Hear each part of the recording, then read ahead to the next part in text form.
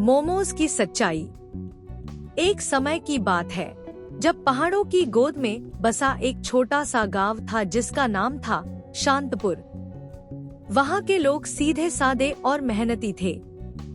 उनके गांव के पास एक सुंदर जंगल था जिसमें साफ सुथरी नदियां बहती थी और हरे भरे पेड़ पौधे हर तरफ थे। इस गांव के पास ही एक बड़ा शहर था जहां से लोग कभी कभी गांव में कुछ सामान बेचने के लिए आया करते थे। लेकिन गांव के लोग ज्यादातर अपने घरों में उगाई सब्जियों और खुद के बनाए खाने पर निर्भर रहते थे। शांतपुर गांव में रहने वाला एक लड़का था जिसका नाम था गुड्डू। गुड्डू 10 साल का था और उसे नए नए खाने की चीजें बहुत पसंद थी। उसकी माँ रोज उसके लिए घर का ताज़ा खाना बनाती थी, लेकिन गुड्डू हमेशा सोचता कि शहर के लोग जो चमचमाते पैकेट्स में खाने की चीजें लाते हैं वे जरूर स्वाद में बेहतरीन होती होंगी। एक दिन शहर से एक व्यापारी आया जो गांव के चौराहे पर अपना ठेला लेकर खड़ा हो गया। ठेले पर सजी हुई चीजें चमकदमक वाली थी और उनमें से एक डिश थी जो सबसे ज्यादा ध्यान आकर्षित कर रही थी, मोमोज। गर्म गर्म भाप में पकते हुए सफेद नरम मोमोज की खुशबू हवा में फैल रही थी। जैसे ही गुड्डू ने उन्हें देखा उसके मुंह में पानी आ गया। गुड्डू दौड़ते हुए अपनी माँ के पास गया और बोला, माँ, मुझे भी वो मोमोज खाने हैं। सारे बच्चे खा रहे हैं और कहते हैं कि बहुत स्वादिष्ट होते हैं। माँ ने प्यार से गुड्डू की बात सुनी और बोली, बेटा, हम घर का बना खाना खाते हैं जो साफ सुथरा और सेहतमंद होता है।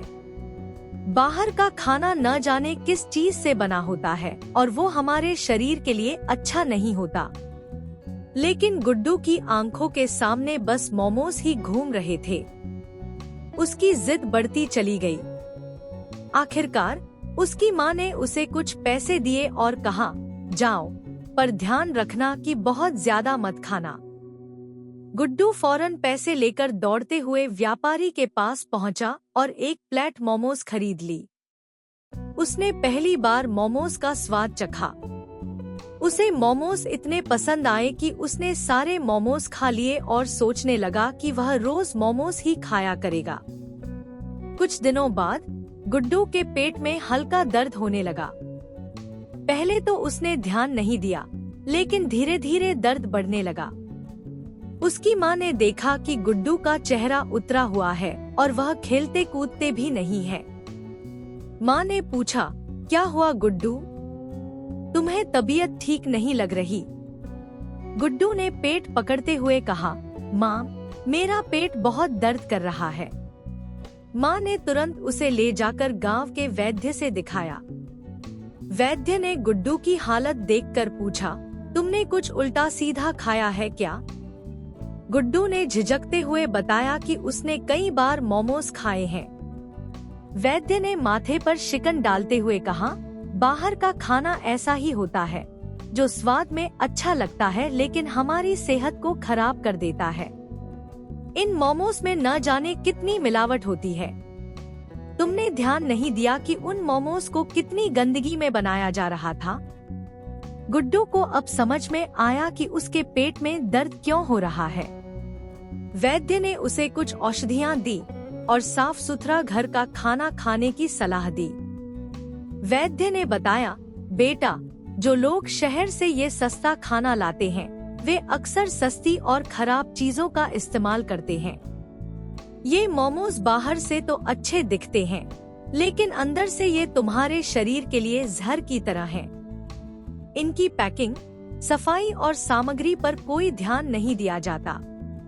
जो लोग इसे बनाते हैं वे बस पैसे कमाने के लिए लोगों की सेहत के साथ खिलवाड़ करते हैं। गुड्डू को अब एहसास हुआ कि वह लालच में आकर कितनी बड़ी गलती कर चुका है। उसने मन ही मन ठान लिया कि अब वह कभी भी बाहर का गंदा और मिलावटी खाना नहीं खाएगा। गुड्डू ने वैद्य के बताए अनुसार नियमित रूप से औषधियाँ ली और घर का साफ सुथरा खाना खाया। कुछ ही दिनों में वह फिर से स्वस्थ हो गया। उसने गांव के बाकी बच्चों को भी अपनी कहानी सुनाई और बताया कि बाहर के खाने का लालच हमें बीमार कर सकता है। गांव के सारे बच्चों ने मिलकर एक नियम बनाया कि वे कभी भी बाहर से आने वाले सस्ते और मिलावटी खाने का लालच नहीं करेंगे। गांव की पंचायत ने भी यह फैसला लिया कि गांव में कोई भी व्यापारी अब इस तरह का खाना नहीं बेचेगा। गुड्डू की इस समझदारी ने पूरे गांव को एक नई दिशा दी। अब सभी बच्चे और बड़े लोग सिर्फ ताजे घर में बने खाने पर ही ध्यान देते और बाहर का खाना खाने से बचते। अंत में गुड्डू की यह कहानी हमें यह सिखाती है कि जो चीजें बाहर से देखने में सुंदर और स्वादिष्ट लगती हैं, वे हमेशा हमारी सेहत के लिए अच्छी नहीं होती। असली सुख और सेहत घर के ताजे और साफ सुथरे खाने में ही है।